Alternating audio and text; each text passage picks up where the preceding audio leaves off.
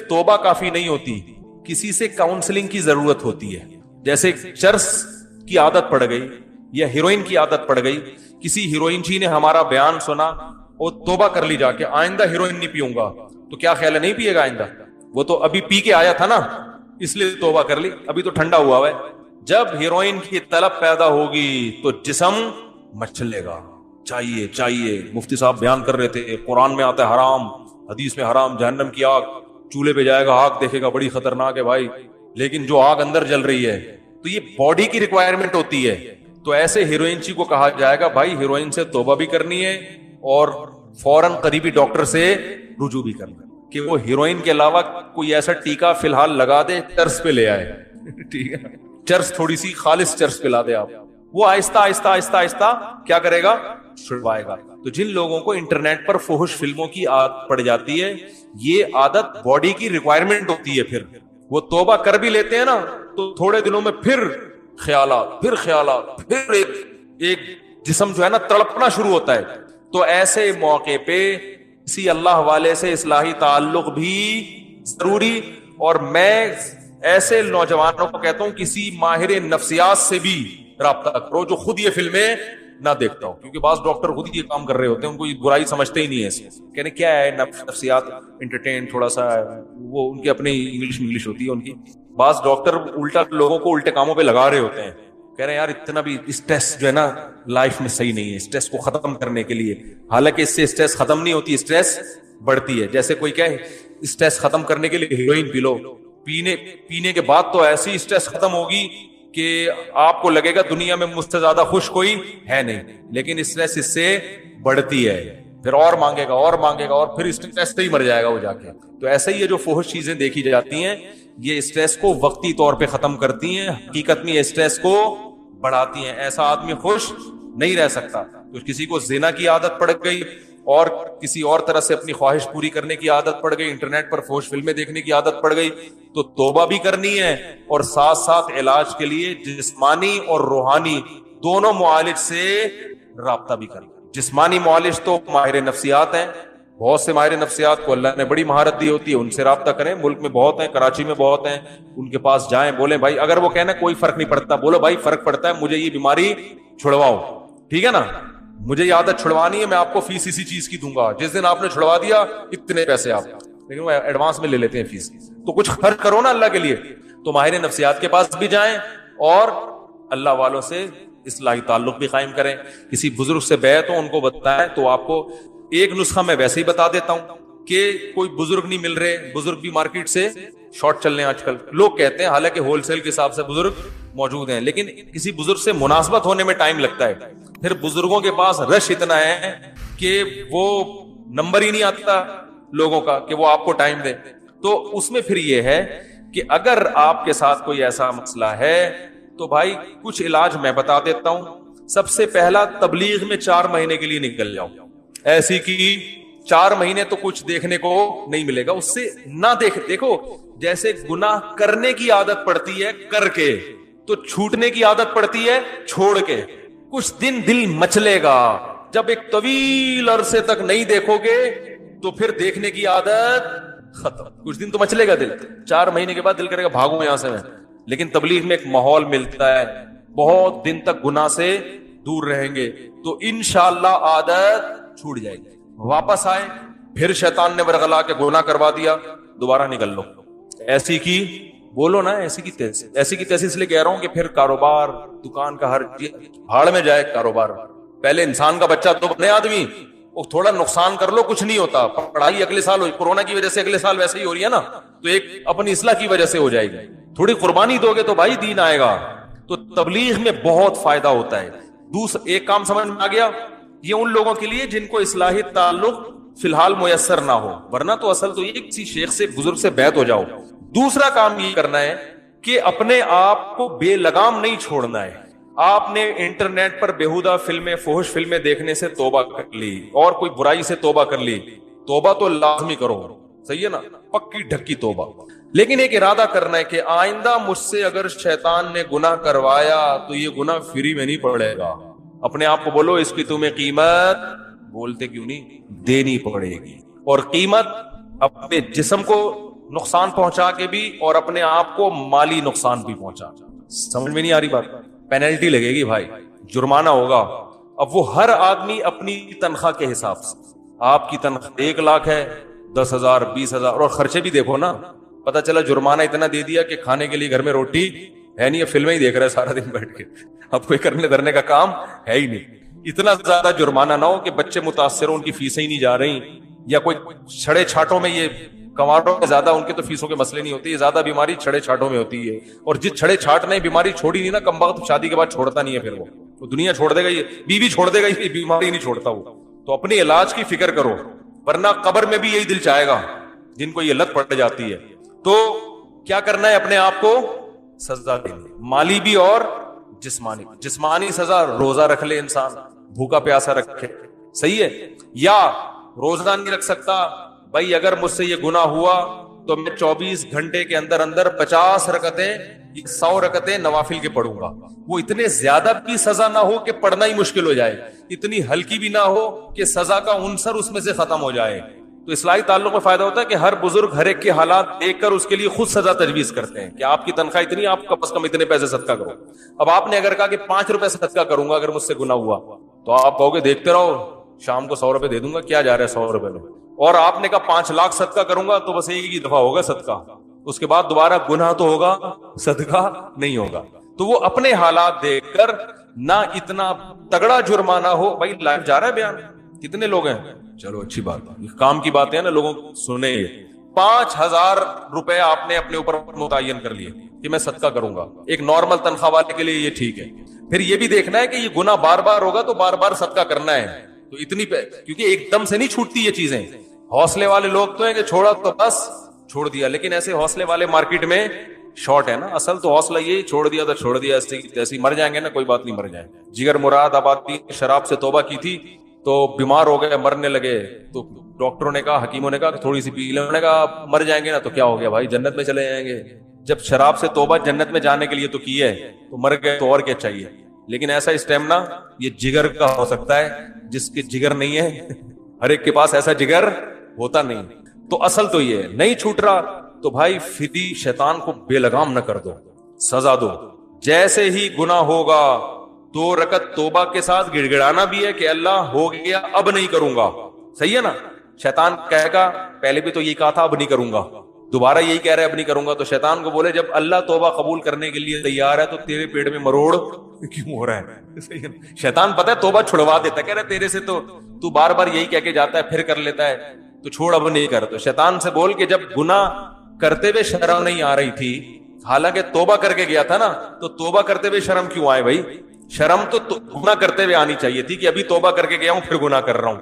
کرتے ہوئے شرم نہیں آ رہی, گناہ کرتے توبہ کرتے ہوئے شیطان جو ہے نا آپ کو شرمیلا بنانے کی کوشش کر رہا ہے. تو کیا کرنا ہے, گناہ ہو جائے تو فوراً سب سے پہلے تو 2 رکعت پڑھ کے اللہ سے معافی مانگ کے توبہ, اور فوراً اپنے اوپر جو آپ نے پہلے سے سوچا ہوا تھا, اس وقت نہیں سوچنا, پہلے سے سوچا ہوا تھا اگر یہ گناہ ہو گیا تو اتنے پیسے صدقہ کروں گا, یا نہیں اتنے پیسے بھی اور اتنے روزے بھی, یا اتنی نمازیں. جسمانی سزا میں نماز یا روزہ, اور مالی سزا میں پیسے. بعض لوگوں کی طبیعت میں سخاوت ہوتی ہے, وہ گناہ کرتے ہیں وہ پورے پیسے ہی اڑا دیتے ہیں, ان پہ پھر اس کا اثر نہیں ہوتا. لہذا ہم دونوں سزائیں بتاتے ہیں کہ جسمانی بھی ہو اور مالی بھی ہو. سمجھتے ہیں کہ نہیں سمجھتے ہیں؟ تو یہ پھر خود سے متعین کرنا ہے. اس سے کیا ہوگا کہ چپت پڑنا جب شروع ہوگی, کہتے ہیں نا آئینہ بنتا ہے رگڑے لاکھ جب کھاتا ہے دل, کچھ نہ پوچھو دل بڑی مشکل سے بن پاتا ہے دل. دل کے جب رگڑے لگتے ہیں تو آہستہ آہستہ چمک پیدا ہونا شروع. تو گناہ کے بعد جب سزا ملے گی تو پھر اگلی دفعہ گناہ کرتے ہوئے خیال آئے گا کہ یار جیب سے پیسے نکلیں گے, سوچ لے سارے پیسے اسی میں اڑانے ہیں کیا. لیکن ایک بات خوب سمجھ لو کہ پھر بھی گناہ ہو سکتا ہے, پھر صدقہ ہوگا, پھر گناہ ہوگا, پھر شیطان حملہ کرے گا کہ یار صدقہ کرنے سے بھی فائدہ نہیں ہو رہا, لہذا صدقہ کرنا چھوڑ دے. یہ شیطان کا حملہ ہے. فائدہ ہو رہا ہے, آہستہ آہستہ ہو رہا ہے, آپ کو محسوس نہیں ہو رہا. یقیناً جتنا پہلے کرتے تھے اس میں لازمی کمی آئے گی. سمجھ میں آ رہی ہے بات؟ کمی آنا شروع ہوگی. یہ ایسا ہی جیسے آپ کو کسی نے کہا کہ جم جاؤ, ویٹ اٹھاؤ تو طاقت آئے گی. اب آپ نے پہلے دن بٹن اٹھائے نا تنکے کے دونوں طرف. ہمارے ایک دوست تھے بہت ہی باریک سے, کہہ رہے تھے میں چاہتا ہوں موٹا ہو جاؤں. میں نے کہا جم جایا کرو. یار تو میرے سے وزن ہی نہیں اٹھتا. میں نے کہا لائٹ ویٹ اٹھا لو یار, 5 kg اٹھا لو. کہہ رہے نہیں 5 kg. میں نے کہا 2.5 kg اٹھا لو. وہ واقعی بہت باریک تھے. کہہ رہے وہ بھی نہیں اٹھتا. میں نے کہا ایک تنکا لو, ایک طرف بٹن لگاؤ, ادھر بھی بٹن لگاؤ, ادھر بھی بٹن, وہ اٹھاؤ, یہ تو اٹھ جائے گا نا. میں نے کہا خود یہ بٹن اٹھائے ہوئے کہ نہیں اٹھائے ہوئے؟ کہہ رہے یہ تو آپ مذاق کر رہے ہو.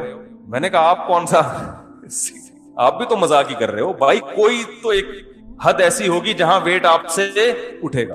تو یہ بٹن اٹھاؤ تنکے سے, پھر 2 بٹن لگا دو, پھر ویسٹ کوٹ کے بٹن بڑے والے لا کے لگا دو. ایک دن آئے گا انشاءاللہ بٹن کی جگہ لوہے کی پلیٹیں آ جائیں گی. تو یہ کیوں ہے؟ فائدہ ہوتا ہے, نظر نہیں. آہستہ آہستہ اسٹیمنا بڑھتا ہے. باڈی بلڈر پہلے دن اگر دیکھے گا کچھ بھی نہیں ہے, 1 سال کے بعد دیکھے گا بولے گا بھائی پہلے تو ایسے نہیں تھے.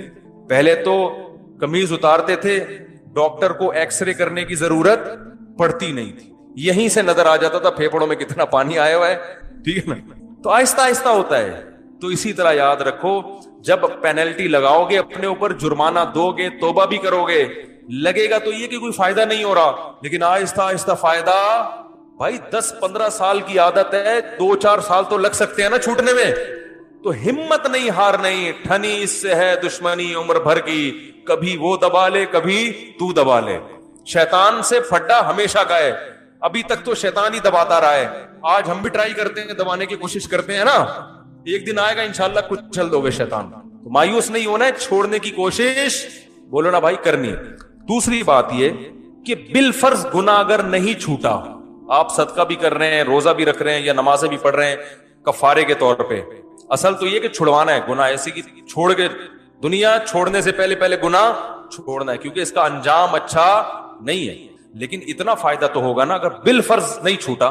شیطان کہہ رہا ہے یہ تیرے سے نہیں چھوٹے گا, تو خام میں صدقے کر رہا ہے. تو شیطان کو بتائیں یار کم از کم اتنا تو ہو رہا ہے نا کہ ترازو کے ایک پلڑے میں اگر گناہ آ رہے ہیں تو دوسرے پلڑے میں نیکیاں بھی تو جمع ہو رہی ہیں نا. کیا خیال ہے بھائی؟ صدقہ تو خیرات بھی تو, غریبوں کو کھلانا, ان کی دعائیں, وہ بھی تو ایک پلڑے میں جمع ہو رہی ہے نا. تو اصل تو یہی ہے کہ گناہ سے تو بہرحال بچنا ہی بچنا ہے. ایک گناہ بھی عذاب جان بن سکتا ہے, لیکن شاید قیامت کے دن اللہ کی رحمت ہو جائے, اللہ کہیں یہ تیرے گناہ ہیں, لیکن فلاں موقع پہ تو نے روزہ رکھا تھا, فلاں موقع پہ تو نے نماز پڑھی تھی, تیرا دل نہیں چاہ رہا تھا, نفس کو مار کے تو نے نماز پڑھی تھی سزا کے طور پر, یا تو نے صدقہ کیا تھا حالانکہ تیرا پیسہ خرچ کرنے کا دل نہیں چاہ رہا تھا, تو اس نیکی کا ہو سکتا ہے وزن آپ کے گناہوں کے وزن سے زیادہ ہو جائے. نہیں آ رہی بات؟ تو ادھر کچھ برے کام کر رہے ہو تو کچھ اچھے بھی تو لگا لو نا. تو چلو ادھر گناہ بڑھ رہے ہیں, ادھر نیکیوں کا گراف بھی تو اوپر جائے گا, کچھ تو سزا ملے گی, تو اس میں کچھ تو کمی ہو جائے گی نا آخرت میں, اور یہ بھی ہو سکتا ہے کہ فل معافی ہو جائے. تو اصل تو ہدف یہی ہے کہ چھوڑنا ہی ہے بہرحال, لیکن ساتھ ساتھ پینلٹی بھی لگانی ہے. تو اس طریقے سے انشاءاللہ گناہ آہستہ آہستہ چھوٹ جائے گا. اور بہنوں کی وراثت ہے وہ تو فوراً جا کے حوالے کر دو, اس میں یہ نہیں کہ کل تک نہیں دی تو 50 روپے جرمانہ. وہ دو جتنے طارق روڈ کی دکانیں ہیں نا ابھی تک کھا کے بیٹھے ہوئے ہو, بہنوں کے جا کے ہینڈ اوور کر دو. فون کرو بھائی تمہارا یہ وراثت میں حصہ بنتا ہے, بتا دو کتنا بنتا ہے, ابھی سے بھیج دو, کیونکہ ابھی تھوڑا جوش پیدا ہوا ہوگا, ایک ہفتے بعد. دوسرا, گناہ کو گناہ سمجھنا چھوڑ دیا ہے. جن چیزوں کو اسلام نے فوکس کیا ہے, جن کی اہمیت ہے, ویلیو ہے, ان چیزوں کو ویلیو دینا چھوڑ دی ہے. مذہب نام بن گیا ہے چند رسومات کا. یہ 2 چیزوں پہ انشاءاللہ آج میں کچھ تھوڑی سی آپ کے سامنے بات کروں گا. پہلے گناہ ہوتا تھا, چھپ کے لوگ گناہ کر لیتے تھے, توبہ استغفار کرتے تھے, آخرت کا خوف پیدا ہوتا تھا, روتے تھے, گڑ گڑاتے تھے. اب تو گناہ کو گناہ سمجھنا چھوڑ دیا ہے. کچھ گناہ ایسے ہیں انسان اپنے نفس کے ہاتھوں اپنے آپ کو مجبور سمجھتا ہے اور گناہ کر بیٹھتا ہے. مجبور ہوتا نہیں ہے لیکن سمجھتا یہ ہے کہ میں مجبور ہوں. کچھ گناہ ایسے ہیں جن میں انسان نہ مجبور ہوتا ہے, بڑے آرام سے چھوڑے جا سکتے ہیں, لیکن وہ اللہ کے حکم کو اتنی ویلیو بھی نہیں دیتا کہ جس جرم کو چھوڑنے میں کوئی نقصان نہیں ہو رہا, خواہشات کی قربانی نہیں ہے, اس جرم کو بھی چھوڑنے کے لیے آمادہ نہیں ہوتا.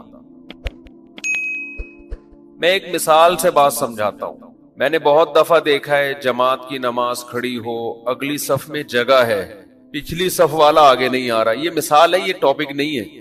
اب دیکھو حدیث میں آتا ہے سب سے بہترین صف اول ہے نماز میں. آپ صلی اللہ علیہ وسلم نے فرمایا جب نماز کی صفیں لگتی ہیں, جو سب سے آگے کھڑے ہوتے ہیں اللہ کے دربار میں قیامت کے دن بھی وہ سب سے آگے ہوں گے. اللہ کہے گا یہ سب سے آگے آگے آیا کرتے تھے, آ جاؤ. خیر صفوف الرجال اولها وشرها آخرها, مردوں کی صفوں میں سب سے بہترین صف پہلی صف ہے, سب سے کمتر صف آخری صف ہے. آپ نے اتنے فضائل سن لیے پہلی صف کے, اللہ کا دربار لگ رہا ہے اس میں سب سے آگے. اب ظاہر ہے پہلی صف میں پہنچنے کے لیے قربانی دینی پڑتی ہے, پہلے سے آنا پڑتا ہے, یہ مشکل کام ہے. کوئی اگر نہیں آ رہا آخری صف میں کھڑا ہوتا ہے, جماعت میں شامل ہو جاتا ہے, اسے کہا جائے گا بھائی اتنی فضیلت ہے, وہ کہتا ہے میرے یہ کام ہے, میں کوشش کرتا ہوں, بڑی مشکل ہے وغیرہ وغیرہ. بات سمجھ میں آتی ہے کہ ایک فضیلت ہے جسے حاصل کرنے کے لیے بڑی قربانی دینی پڑتی ہے, اس سے قربانی دی نہیں جا رہی. ایک تو یہ شخص ہے. دوسرا ایک شخص ہے اگلی صف میں جگہ خالی ہے, بغیر قربانی کے اس کو جگہ مل رہی ہے, یہ پھر بھی پیچھے جا کے بیٹھتا ہے. اس کا مطلب یہ پیغمبر صلی اللہ علیہ وسلم کی جتنی تعلیمات اور جتنے فضائل آپ نے سنائے ہیں ان کو ذرہ برابر بھی ویلیو دینے کے لیے تیار نہیں. ایک فری میں ایک چیز مل رہی ہے, فری میں اس کو ایک ثواب مل رہا ہے صف اول کا, دیر سے آیا مگر جگہ ہے پھر بھی نہیں بیٹھ رہا. ہوتا ہے نا صفیں لگ رہی ہوتی ہیں تو جگہ خالی ہوتی ہے, وہ دوسرے کو کہہ رہے تم جاؤ. بالو شاہی بٹ رہی ہے تو ایسے کرتے ہیں کہ تو کھا لے, لنگر تقسیم ہو رہا ہے تو تو لے لے, ایسا ہوتا ہے. وہاں تو جھپٹتے ہیں نا لوگ, وہاں تو یہ کہ تو نے کیوں لی 2 تھیلیاں, ایک مجھے دے. ایک تو ہے کسی کے اکرام میں کسی کو آگے کر دینا, کسی عالم کے بزرگ کے, وہ ایک الگ چیز ہے. ایک ہے سستی کی وجہ سے آگے نہ بڑھنا, کھڑے ہوئے بت بن کے. اس پہ مجھے بڑا افسوس ہوتا ہے کہ یار یہ تو آپ دیر سے آئے پھر بھی اللہ نے غریبی میں آپ کو آگے جگہ دلوا دی اور آپ 2 قدم آگے چلنے کے لیے تیار نہیں ہو رہے. یہ اس کی علامت ہے کہ آپ نبی صلی اللہ علیہ وسلم کے ان احکامات کو ذرہ برابر بھی ویلیو دینے کے لیے تیار نہیں. دیکھو بعض دفعہ کمپنی اپنی پروڈکٹ کی ایڈورٹائزمنٹ کے لیے کوئی چیز آپ کو دیتی ہے کہ سر آپ یہ ٹرائی کریں, آپ یہ کھا کے ایک دفعہ دیکھیں, ہم فری میں کھلا رہے ہیں آپ کو. آپ کبھی لے لیتے ہو اور کبھی اگنور کر دیتے ہو. جب وہ بہت زیادہ پیچھے پڑتا ہے آپ پھر بھی پیچھے ہٹا دو تو تھوڑی سی وہ اپنی بے عزتی محسوس کرتا ہے.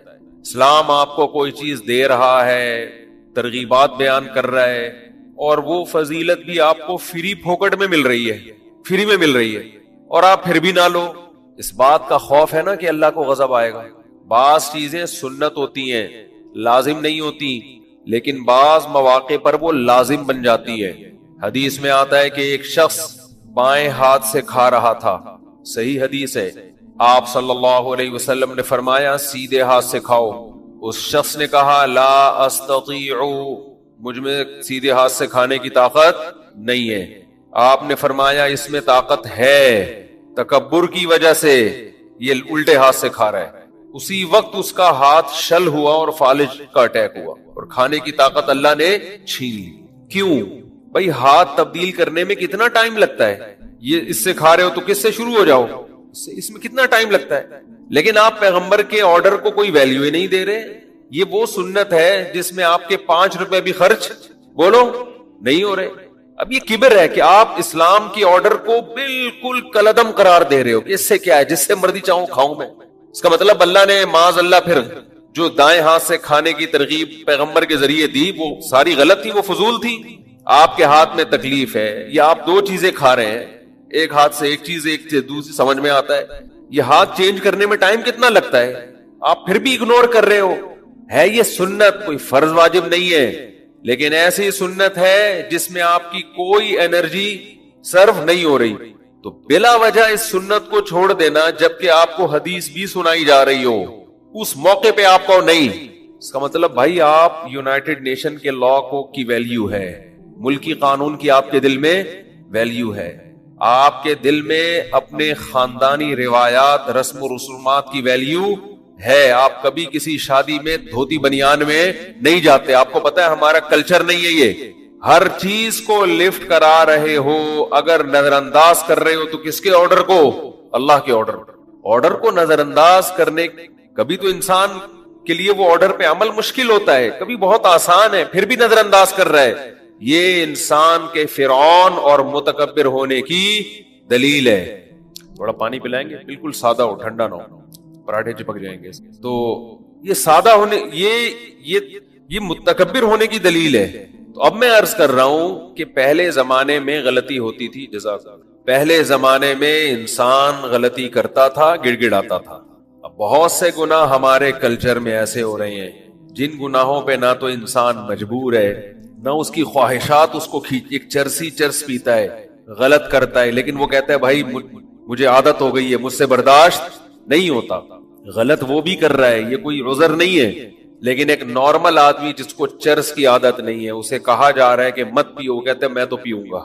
اسے بتایا جا رہا ہے اسلام میں منع ہے، یہ کہہ رہے ہم تو چکے دیکھیں گے. منع کرنے کے بعد اسی وقت یہ خیال آنا، یہ اسلام کا مذاق اڑانے کے مترادف ہے یا نہیں ہے؟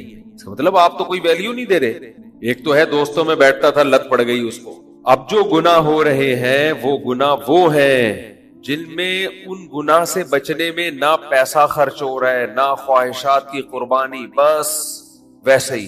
یہ میں کیوں بات کر رہا ہوں؟ چند دن پہلے میرا کسی جم میں جانا ہوا.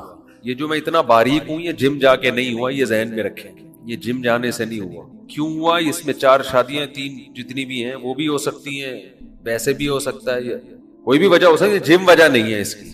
لوگ نمبر مانگ رہے ہوتے ہیں، آپ جو یوں ہو گئے تو ہم بھی تھوڑے سے یوں ہونا چاہتے ہیں، کچھ نمبر دے دیں آپ. کوئی وجہ نہیں ہے اس کی، وہ ویسے ہی ہو گیا. چند دن پہلے جم مجھے شوق ہے ہر جگہ جانے کا، تو پتا چلا جی کراچی میں بھی جم جو ہیں وہ مخلوط کھل گئے ہیں. اب کو لڑکے لڑکیاں اکٹھا ایکسرسائز کر رہے ہوتے ہیں. سن کے بہت افسوس ہوا کہ یار ٹائمنگ چینج کر دو.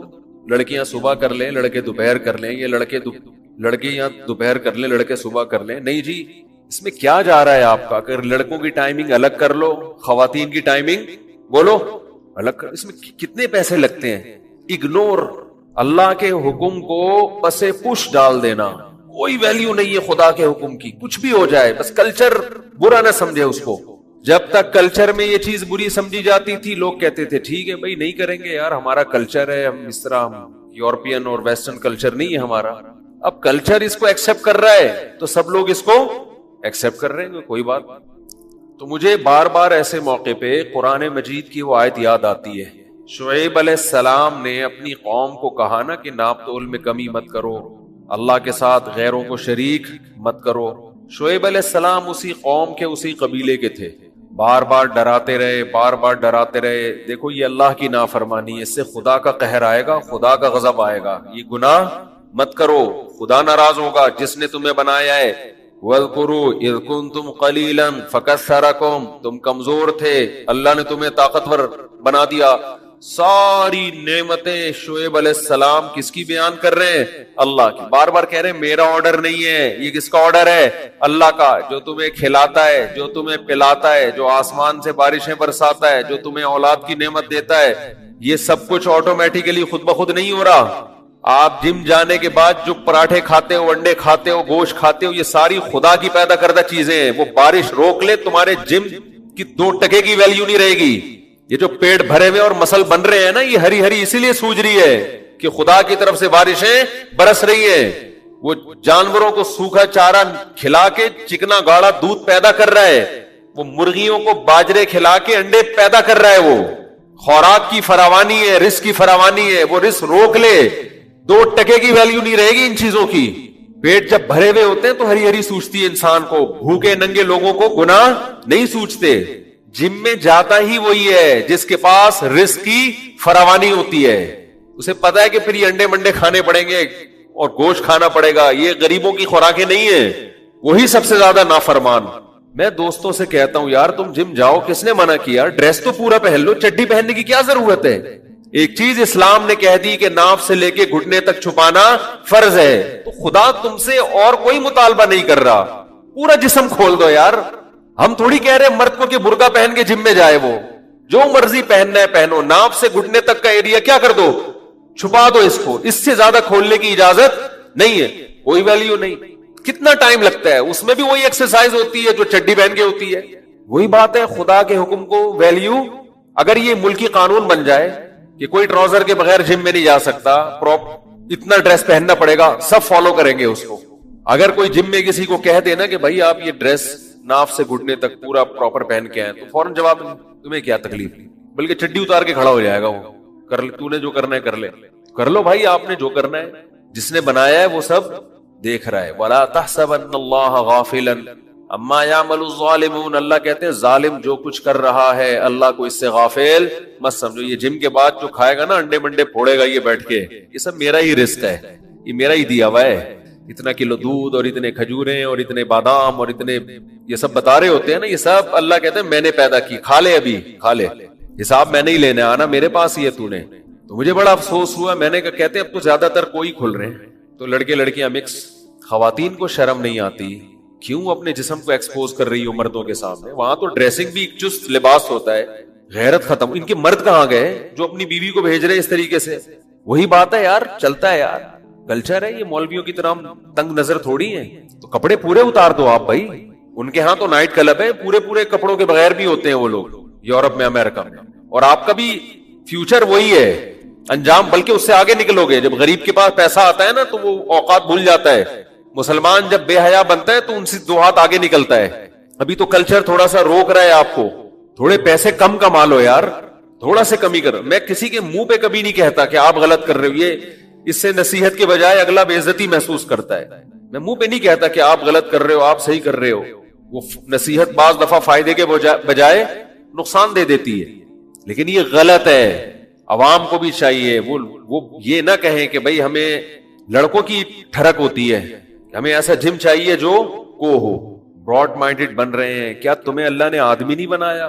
کیا عورت کو عورت نہیں بنایا؟ کیوں خام خامے اپنے آپ پہ اچھائی کا لیبل لگاتے ہو؟ مان لو جو ایک حقیقت ہے. تو یہ وہ برائی ہے جو کو سسٹم شادیوں میں کو کئی بار لوگ نکاح کے لیے بلاتے ہیں, بہت پیچھے پڑتے ہیں آپ کو آنا ہے. میں کہتا ہوں بھائی مکس گیدرنگ ہوگی میں نہیں جاؤں گا. کہہ رہے نہیں وہ مجبوری ہے. کیا مجبوری ہے یار تمہاری؟ ایک بیچ میں ایک تمبو لگا دو, تھوڑی چادر لگا دو. لیکن پتا ہے کہ جی اگر ہم نے بیچ میں چادر لگائی, لوگ کہیں گے یہ دقیانوس لوگ ہیں, مولوی قسم کے لوگ ہیں. خدا کو اتنی ویلیو دینے کے لیے بھی تیار نہیں. اس نے یہ تھوڑی منع کیا کہ شادی نہ کرو, اس نے یہ تھوڑی منع کیا کہ دعوت نہ کرو, اس نے یہ بھی نہیں منع کیا کہ عورتوں کو نہ بلاؤ, اس نے یہ بھی نہیں کہا کہ عورتیں تیار ہو کے نہ جائیں. اس نے یہ کیا ہے کہ درمیان میں کیا کر لو, پارٹیشن کر لو, مرد ادھر ہو جائیں عورت ادھر ہو جائے. آپ سے یہ نہیں ہو رہا اور آپ چلے جاتے ہو ہر سال حج پہ, ہر سال عمرے پہ. صدقے کے بکرے بھی کٹ رہے ہیں. یہ صدقے کے بکرے اور یہ حج عمرہ آپ کو جہنم کی آگ سے نہیں بچائے گا. دماغ سے نکال دو آپ. ان اللہ لا یامر بالفحشاء, قرآن کیا کہتا ہے؟ اے نبی ان کو کہہ دو اللہ بے حیائی کا حکم نہیں دے. اللہ کو بے حیائی سے بہت نفرت ہے. کتنی دفعہ اب ہم کہتے ہیں بھائی آپ کو ہم سے محبت ہے یار, اتنا کر لو, بیچ میں ایک چادر لگا دو, خدا کے بندو تھوڑا سا خیال کر لو. نہیں بھائی یہ نہیں ہو سکتا. ہم کہتے ہیں پھر ہم نہیں آ سکتے. بھائی میں نہیں آ سکتا. آپ مجبوری سمجھیں مفتی صاحب, کوئی مجبوری نہیں ہے. بکواس کر رہے ہو, جھوٹ بول رہے ہو. وہ جو کھانا وہاں شادیوں میں کھلاؤ گے, وہ کوفتے, نان اور تافتان اور یہ سارا رزق کس کا پیدا کردہ ہے؟ بولو نا. خدا کا تم کھا رہے ہو, تم سے روٹی کا نوالا چھین لے, تمہارے دن میں تارے نظر آ جائیں گے. تمہیں ایک دن کھانے کو نہ ملے, دماغ سیٹ ہو جائے گا. یا ایھا الانسان ما غرک بربک الکریم, قرآن کہتا ہے انسان تجھے اس کریم رب سے کس چیز نے غافل کر دیا ہے؟ الذی خلقک, اس نے تجھے بنایا ہے. تو ڈارون کی پیداوار نہیں ہے, تو بندر کی پیداوار نہیں ہے, اس نے اپنے ارادے سے تجھے تخلیق کیا ہے. فسواکا, تیرے جسم کے اعضاء کو برابر کیا. فعدلکا فی ای صورت ما شاء رکبک, جس صورت میں چاہا تجھے ڈھال کے ماں کے پیٹ سے نکالا ہے تو نے, پھر نکالتے ہی تیری ماں کی چھاتیوں میں دودھ پیدا کر دیا پینے کے لیے. ما غرک بربک الکریم, ایسے کریم رب سے تجھے کس نے دھوکے میں ڈال دیا؟ علماء نے اس کے تحت لکھا ہے کہ اللہ ہم سے پوچھے گا نا تو ہم کہیں گے اللہ تیرے کریم ہونے نے ہی دھوکے میں ڈال دیا ہے. تو کریم نہ ہوتا تو انتقام والا ہوتا, جس وقت گناہ ہوتا اسی وقت عذاب آتا, کوئی بھی دھوکے میں نہ آتا. غیرت مند لوگ ہیں جو اللہ کے کریم ہونے سے ناجائز فائدہ نہیں اٹھاتے, اور یہ فائدہ نہیں ہے, حقیقت میں یہ اپنا ہی نقصان ہے. ایک گناہ وہ ہوتا ہے جو انسان چھپ کے کرتا ہے, توبہ استغفار کرتا ہے. ایک گناہ تو کھلے عام شریعت کا مذاق اڑایا جا رہا ہے. ویسٹرن کلچر کو آپ لا رہے ہو اپنے معاشرے میں, اس کا انجام خدا کی قسم انتہائی بھیانک انجام ہے. اپنے ذاتی مفاد کو مت دیکھو, نسلوں کو دیکھو. ہمارے ہاں جو مسائل ہوتے ہیں نا, ساس بہو کی نہیں بن رہی, میاں بیوی کے پراٹھے پہ لڑائی ہو رہی ہے, کھانے پہ لڑائی ہو رہی ہے. انگریزوں کے یہ مسائل نہیں ہے. ان کے یہاں بیوی میری ہے, 20 مردوں سے اس کا حرام تعلق ہے, ناجائز تعلق ہے. ان کے یہاں یہ بڑے مسائل ہیں. عورت کو شوہر پہ اعتماد نہیں ہے. مجھے لوگ کہتے ہیں ایسا نہیں ہے وہاں پہ, کہ نہیں جی انگریز بڑے وفا کرتا ہے. وہ بھائی جھوٹ بولتا ہے. 100 میں کوئی 2-4 وفادار ہوتے ہیں. آپ بے وقوف ہو, پتہ نہیں کن بے وقوفوں میں جا کے بیٹھے ہو آپ. وہاں جا کے بھی نا لوگ انہی کے گیت گانا شروع کر دیتے ہیں, بڑے اچھے تو بن جاؤ, پھر چڈی بنیان اتار دو, تم بھی اتنے اچھے بن جاؤ. نہ باپ کا پتا نہ ماں کا پتا, بہت اچھے سے کیا کر رہے ہیں ایسے اچھے کا آپ نے بھائی. بیٹی اور بہن کا فرق, لڑکا لڑکی کا فرق ختم کر دیا جس قوم نے. آپ یہ چاہتے ہو آپ کا وہ بھیانک انجام ہو اس معاشرے کا جو انجام ہوا ہے, جو ہومو سیکسولیٹی کو لیگل کر دیا انہوں نے. جب سارے چرسی ہیروئن کی اسمبلی میں پہنچے تو چرس اور ہیروئن لیگل ہوگی کہ نہیں ہوگی؟ وہ اس لیے نہیں کہ اس میں انسانوں کا فائدہ ہے, اس لیے کہ قانون پاس کرنے والے چرسی ہے. وہ لوگ اتنا زیادہ اس لونڈے بازی میں, لڑکے بدفعلی میں مبتلا ہوئے ہیں, اتنے زیادہ لوگ مبتلا ہوئے ہیں کہ انہوں نے اس کو لیگل قرار دینا تھا. ان کو یہ تھوڑی کہ اسمبلی میں بیٹھے ہوئے لوگ اس کو انلیگل قرار دے کے اپنے آپ کو جیل بھجوائیں, اپنے آپ کو کوڑے لگوائیں. ایسا کون کرتا ہے؟ آپ کا معاشرہ بچا ہوا ہے, آپ مت جاؤ اس طرف. تو ایسا حال ہو رہا ہے شادیوں میں, کو مخلوط ماحول ہے لڑکے لڑکیوں کا. کوئی غیرت نہیں ہے یار. آپ کی بیٹی آپ کے سامنے آدھے آدھے کپڑے پہن کے جا رہی ہے, آپ اندھے بنے ہوئے ہو, آپ براڈ مائنڈڈ بن گئے ہو, بیٹھے ہوئے ہیں جی وہ صوفی صاحب بھی بیٹھے ہوئے ہیں, لڑکیاں گھوم رہی ہیں دائیں بائیں, اور بزرگ بھی بیٹھے ہوئے ہیں. کوئی فرق ہی نہیں پڑ رہا. یہ حج کر کے آئے ہیں, ابھی یہ عمرہ کر کے آئے ہیں, یہ دوبارہ اگلی فلائٹ سے حج پہ جا رہے ہیں. جن چیزوں کو اسلام نے ویلیو دی ہے ان کی ویلیو بولو ختم. کسی مجبوری سے مکس گیدرنگ میں جانا پڑے جائز ہے. مجبوری کے حکام الگ ہوتے ہیں. ہمارے ہاں مسئلہ پتہ ہے کیا ہے, جب آپ کسی کو کسی گناہ پہ تنبیہ کرتے ہیں نا کہ غلط ہے, تو بجائے اس کے کہ وہ گناہ سے باز آئے, وہ روکنے والوں کے عمل میں کیڑے نکالنا شروع کر دیتا ہے. آپ بھی تو فلاں جگہ گئے تھے اسکول میں بیان کرنے کے لیے. بھائی بیان کرنے گیا ہے نا بندہ, بیان کرنے کو آپ ان شادیوں پہ کہاں قیاس کر رہے ہو؟ بیان کرنے تو شراب خانے میں بھی جا سکتا ہے کہ نہیں جا سکتا؟ کیا ہو گیا بھائی؟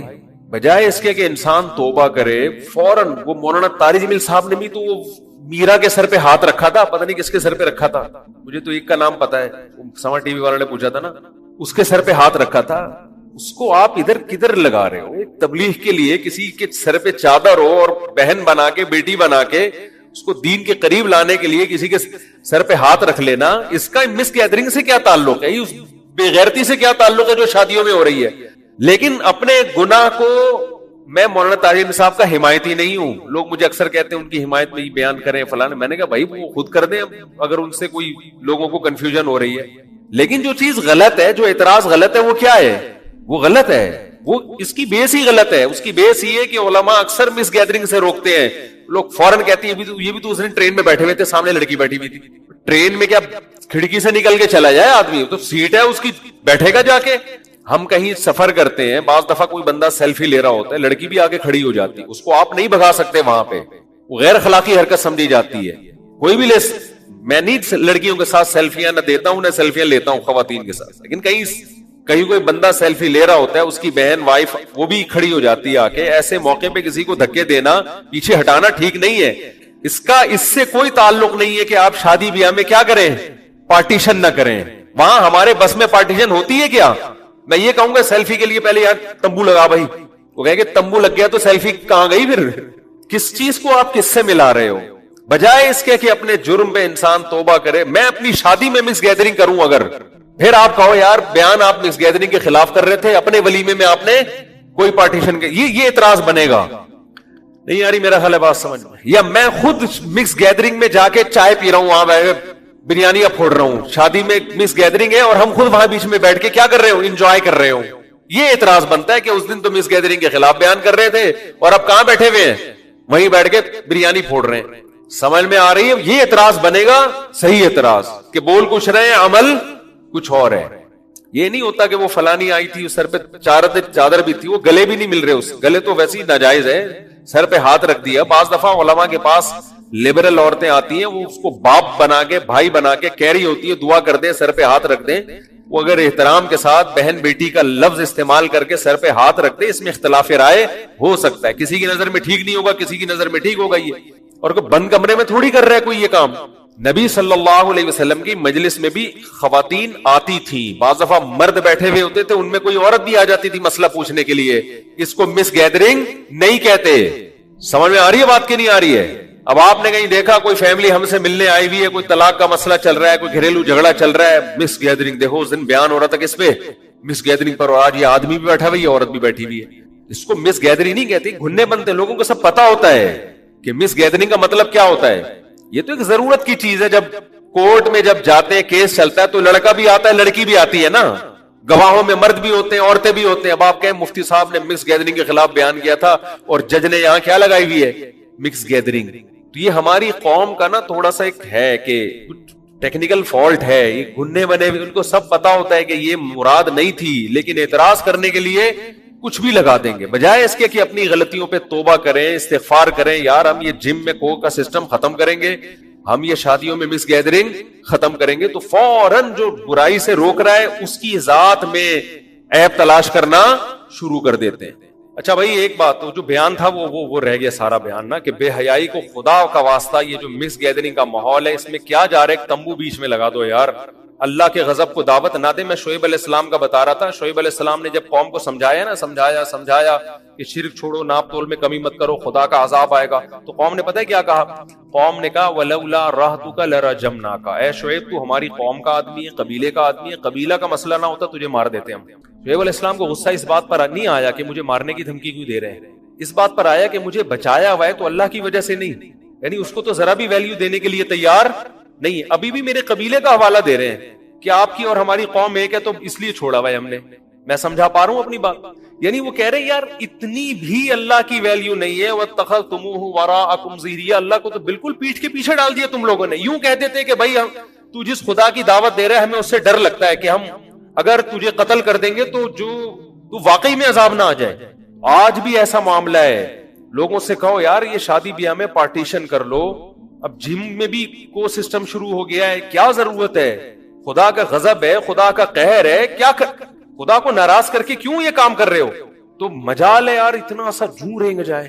कहते हैं यार लोगों की रिक्वायरमेंट बोलो यही है, नहीं है लोगों की ये रिक्वायरमेंट, 2-4 बंदे ज्यादा आ जाएंगे ना आपके पास, क्या जो जिम को नहीं है उनमें पब्लिक नहीं जाती क्या?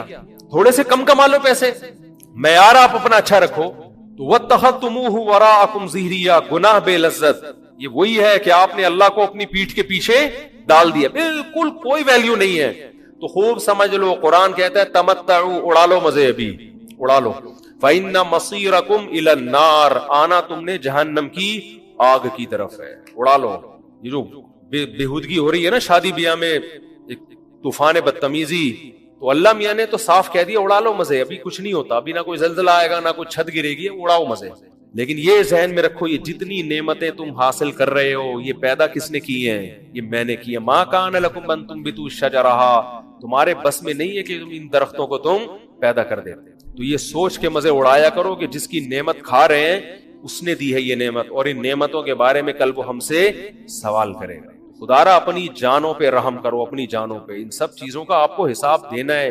फिर भी बात समझ में आए, ठीक है हमारा काम है पैगाम पहुंचा देना, हम किसी की जात पे जाके इनफरादी तौर पे तंज नहीं करते कि मैंने इतना सख्त बयान किया था, ये फिर भी इसने कोजिम खोला हुआ है, फिर भी ये बारातों में कोक का सिस्टम है, मिस गैदरिंग है। हम किसी को कुछ नहीं कहते भाई, हम उतना ही बताते हैं जितना अफोर्ड कर सके। हमारा काम था पहुंचा देना, आप अमल करना है करें, नहीं करना तो उड़ाओ मजे। अल्लाह मियां ने कह दिया तमत्तउ फ़इन्ना मसीरकुम इलन नार, उड़ाओ मजे, आना तुमने उस आग की तरफ है जो मैंने नाफरमानों के लिए तैयार करके रखी है। अब आपका ख्याल है अल्लाह अगर माज अल्लाह गलत कह रहा है तो आप जाने, अल्लाह जाने, पता चल जाएगा। और अगर अल्लाह सही कह रहा है तो फिर मेरे भाई फिर अभी तौबा का टाइम है, बाद में आपके पास टाइम नहीं है। तो मौलवियों का मजाक ना उड़ाएं काइंडली, ये पता चल जाएगा कि सही कौन है और गलत कौन। लोग कहते हैं मौलवी लोग इस जमाने में ऐसी बातें कर रहे हैं जहां लोग नाइट क्लबों में नाच रहे हैं, ये कह रहे हैं कि यार को और मिक्स, ये हम तो ब्रॉड माइंडेड लोग हैं, कोई कुछ नहीं होता। वो अब पता चल जाएगा आखिरत में, अगर अल्लाह आपको कुछ ना कहे तो हमें कोई परेशानी इंशाअल्लाह नहीं होगी। हम तो चाहेंगे सारे बख्शे बख्शा आ जाए, हमें क्या जा रहा है। तो لیکن اللہ نے جو کہا ہے قرآن میں وہ یہی کہا ہے کہ تمتعوا، اڑا لو مزے. یہ بڑا خطرناک جملہ ہے. یہ آرڈر ہے اڑاؤ مزے. تو یہ آرڈر اس لیے ہے کہ اللہ مزے اڑانے کا حکم دے رہا ہے بھائی. یہ آرڈر اس لیے ہے کہ ٹھیک ہے دل بھر کے کر لو جرائم، یہ مطلب ہوتا ہے. کر لو نا، کوئی رکاوٹ نہیں آئے گی.